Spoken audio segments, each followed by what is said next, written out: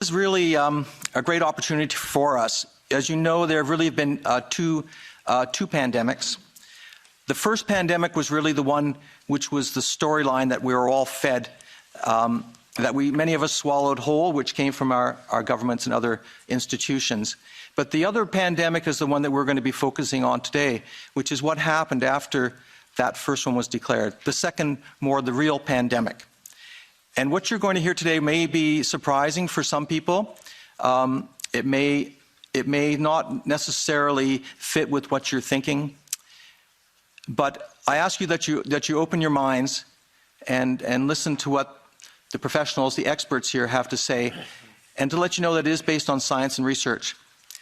And in addition to opening your minds, I hope that you will open your hearts. You know, many people have suffered a lot in these last years, and I think that what you're going to hear today will make that very clear. So please approach these presentations with an open mind and an open heart. And I think that you will really enjoy the material that our speakers have to present for you today. So thank you very much, and we'll get started.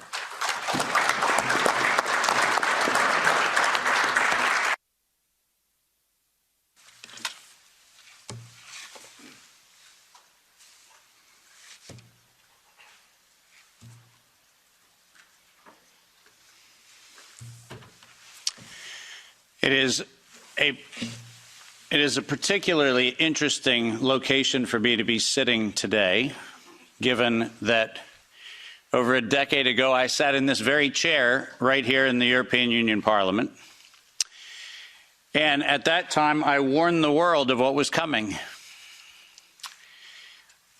During that conversation that was hosted at the time by the Green and EFA and a number of the other parties of the European Union's various representations, we were having a conversation on whether Europe should adopt the United States policy of allowing for the patents on biologically derived materials. And at the time, I urged this body, and I urged people around the world, that the weaponization of nature against humanity had dire consequences. Tragically, I sit here today with that unfortunate line that I don't like to say, which I told you so. But the fact of the matter is, we're here not for a reprisal on past decisions. We're here to actually, once again, come to the face of the human condition and ask the question, who do we want to be? What do we want humanity to look like? And rather than seeing this as an exercise in futility, which is very easy from time to time when you're in the position I'm in, I actually see this not as an exercise in futility. I see this as one of the greatest opportunities that faces us, because we now have a public conversation, which is now front and center in people's minds. When this was an esoteric conversation about biological patents, nobody cared. But when that conversation came home, then it became something people can care about. So I'm actually quite grateful for this opportunity. I thank the members of Parliament for hosting this.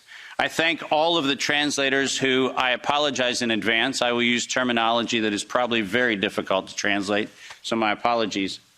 And I'd also like to acknowledge the fact that many of you are aware of my involvement with this, in large part due to the amazing work of my wonderful wife, Kim Martin, who encouraged me at the very early days of this pandemic to get on front of the camera and talk about all the information that I had been sharing among very small groups around the world. And it was, in fact, her encouragement that put me in a place where many of you have heard what I have to say. Ironically, the world that I came from, that used to be very popular, my CNBC and Bloomberg presentations, which were televised on mainstream media around the world, was an audience that I lost. I can confidently say COVID diminished my fame. But I can also confidently say that I'd rather stand among the people with whom I'm standing today than any of the folks that were part of that previous world. So this is a much better place to be. My role today is to set the stage for this conversation in a historical context, because this did not come in the last 3 years. This did not come in the last 5 or 6 years. This actually is an ongoing question that probably began here in Europe in the early stages of the mid-1900s, but certainly by 1913, 1914, this conversation started right here in Central Europe. The pandemic that we alleged to have happen in the last few years also did not happen overnight. In fact, the very specific pandemic using coronavirus began in a very different time. And we'll try to advance the slides here with one of these things. Oh, there we go. Most of you don't know that coronavirus as a model of a pathogen was isolated in 1965. Coronavirus was identified in 1965 as one of the first infectious replicatable viral models that could be used to modify a series of other experiences of the human condition. It was isolated once upon a time associated with the common cold. But what's particularly interesting about its isolation in 1965 was that it was immediately identified as a pathogen that could be used and modified for a whole host of reasons. And you heard me correctly, that was 1965. And by the way, these slides are public domain. You're welcome to look at every single reference. Every comment that I made is based on published material, so do make sure that you look at those references. But in 1966, the very first COV coronavirus model was used as a transatlantic biological experiment in human manipulation. And you heard the date, 1966. I hope you're getting the point of what I'm saying. This is not an overnight thing. This is actually something that's been long in the making. A year before I was born, we had the first transatlantic coronavirus data sharing experiment between the United States and the United Kingdom.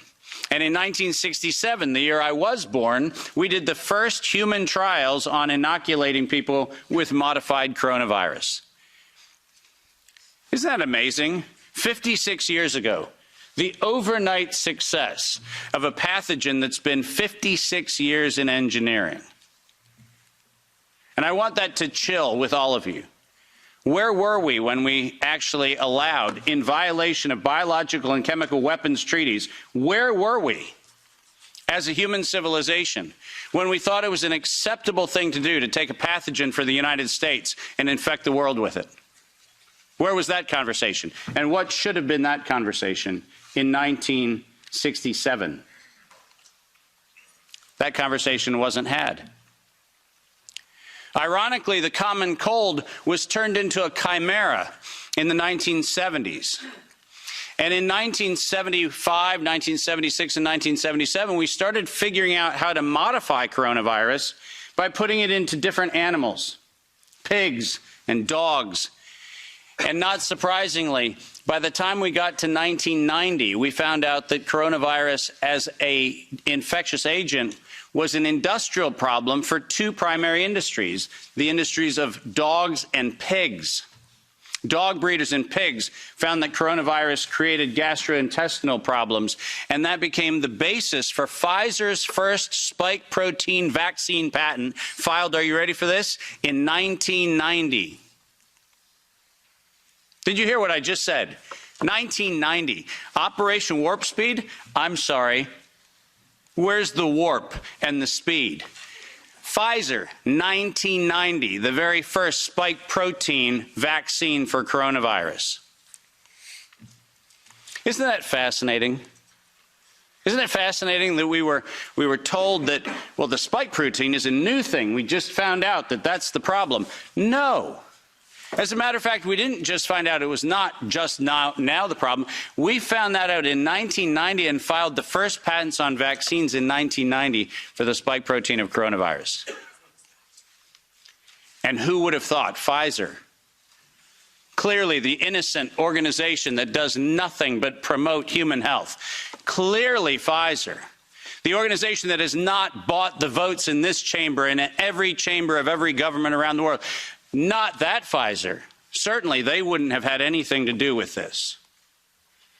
But oh yes, they did. And in 1990, they found out that there was a problem with vaccines. They didn't work. You know why they didn't work? It turns out that coronavirus is a very malleable model. It transforms and it changes and it mutates over time. As a matter of fact, every publication on vaccines for coronavirus from 1990 until 2018, every single publication concluded that coronavirus escapes the vaccine impulse, because it modifies and mutates too quickly for vaccines to be effective. And since 1990 to 2018, that is the published science, ladies and gentlemen. That's following the science. Following the science is their own indictment of their own programs that said it doesn't work. And there are thousands of publications to that effect, not a few hundred, and not paid for by pharmaceutical companies. These are publications that are independent scientific research that shows unequivocally, including efforts of the chimera modifications made by Ralph Baric in the University of North Carolina, Chapel Hill. All of them show vaccines do not work on coronavirus. That's the science. And that science has never been disputed. But then we had an interesting development in 2002. And this date is most important because in 2002, the University of North Carolina, Chapel Hill patented, and I quote, an infectious replication defective clone of coronavirus. Listen to those words, infectious replication defective. What does that phrase actually mean? For those of you not familiar with language, let me unpack it for you. Infectious replication defective means a weapon. It means something meant to target an individual, but not have collateral damage to other individuals. That's what infectious replication defective means.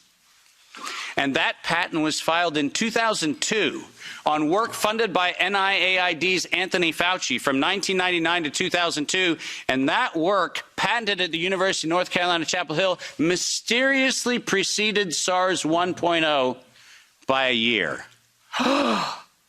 Dave, are you suggesting that SARS 1.0 wasn't from a wet market in Wuhan?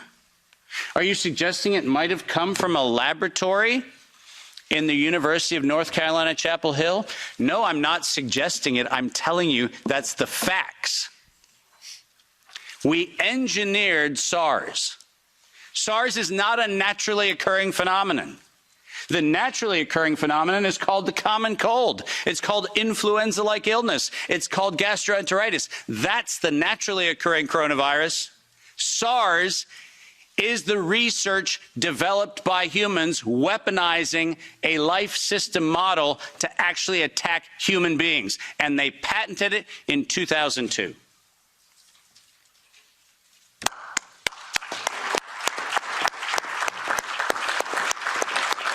And in 2003, giant surprise, the CDC filed the patent on coronavirus isolated from humans in violation, once again, of biological and chemical weapons treaties and laws that we have in the United States. And I'm very, very precise on this.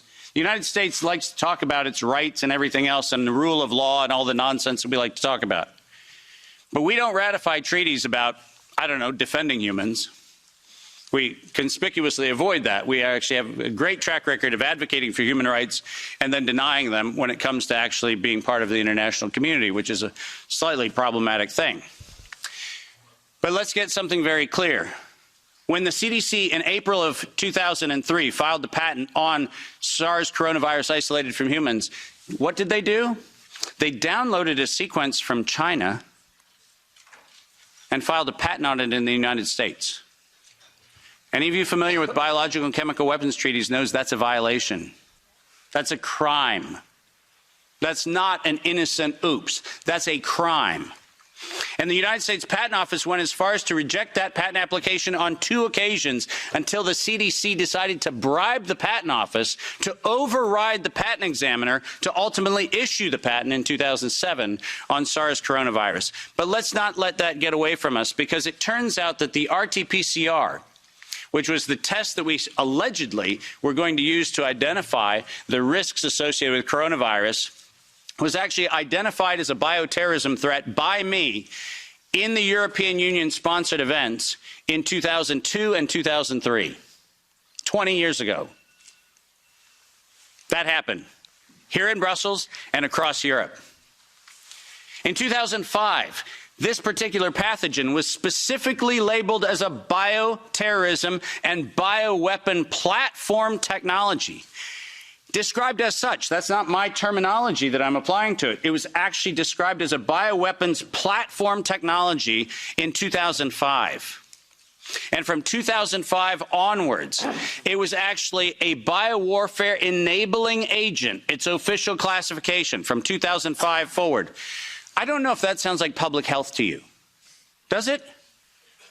Biological warfare enabling technology. That feels like not public health. That feels like not medicine. That feels like a weapon designed to take out humanity. That's what it feels like. And it feels like that because that's exactly what it is.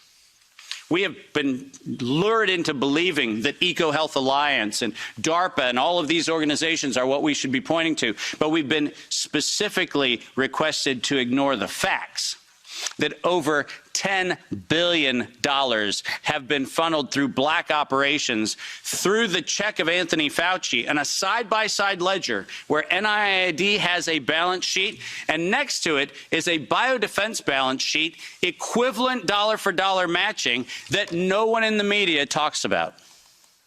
And it's been going on since 2005. Our gain-of-function moratorium, the moratorium that was supposed to freeze any efforts to do gain-of-function research. Conveniently, in the fall of 2014, the University of North Carolina, Chapel Hill received a letter from NIAID saying that while the gain-of-function moratorium on coronavirus in vivo should be suspended, because their grants had already been funded, they received an exemption. Did you hear what I just said? A biological weapons lab facility at the University of North Carolina, Chapel Hill, received an exemption from the gain-of-function moratorium so that by 2016 we could publish the journal article that said SARS coronavirus is poised for human emergence in 2016. And what, you might ask, Dave, was the coronavirus poised for human emergence? It was WIV1, Wuhan Institute of Virology Virus 1. Poised for human emergence in 2016 at the proceedings of the National Academy of Sciences, such that by the time we get to 2017 and 2018, the following phrase entered into common parlance among the community. There is going to be an accidental or intentional release of a respiratory pathogen. The operative word, obviously, in that phrase, the word release. Does that sound like leak? Does that sound like a bat and a pangolin went into a bar in the Wuhan market and hung out and had sex and lo and behold, we got SARS-CoV-2? No. Accidental or intentional release of a respiratory pathogen was the terminology used, and 4 times in April of 2019, 7 months before the allegation of patient number 1, 4 patent applications of Moderna were modified to include the term accidental or intentional release of a respiratory pathogen as the justification for making a vaccine for a thing that did not exist. Keep going. If you have not done so, please make sure that you make reference in every investigation to the premeditation nature of this, because it was in September of 2019 that the world was informed that we were going to have an accidental or intentional release of a respiratory pathogen so that by September 2020, there would be a worldwide acceptance of a universal vaccine template. That's their words, right in front of you on the screen. The intent was to get the world to accept a universal vaccine template, and the intent was to use coronavirus to get there. And the last slide. This isn't advancing, so if I could have somebody do it. Let's read this, because we have to read this into the record everywhere I go. Until an infectious disease crisis is very real, present, and at the emergency threshold, it is often largely ignored. To sustain the funding base beyond the crisis, he said, we need to increase the public understanding for the need for medical countermeasures such as a pan-influenza or pan-coronavirus vaccine. A key driver is the media, and the economics will follow the hype. We need to use that hype to our advantage to get to the real issues. Investors will respond if they see profit at the end of the process. Sounds like public health? Sounds like the best of humanity? No, ladies and gentlemen, this was premeditated domestic terrorism stated at the proceedings of the National Academy of Sciences in 2015, published in front of them. This is an act of biological and chemical warfare perpetrated on the human race, and it was admitted to in writing that this was a financial heist and a financial fraud. Investors will follow if they see profit at the end of the process. Let me conclude by making 5 very brief recommendations. The last slide. Nature was hijacked. This whole story started in 1965 when we decided to hijack a natural model and decide to start manipulating it. Science was hijacked when the only questions that could be asked were questions authorized under the patent protection of the CDC, the FDA, the NIH, and their equivalent organizations around the world. We didn't have independent science. We had hijacked science. And unfortunately, there was no moral oversight in violation of all of the codes that we stand for. There was no independent, financially disinterested, independent review board ever impaneled around coronavirus, not once. Not once. Not since 1965. We do not have a single independent IRB ever impaneled around coronavirus. So morality was suspended for medical countermeasures. And ultimately, humanity was lost because we decided to allow it to happen. Our job today is to say, no more gain-of-function research, period. No more weaponization of nature, period. And most importantly, no more corporate patronage of science for their own self-interest unless they assume 100% product liability for every injury and every death that they maintain. Thank you very much.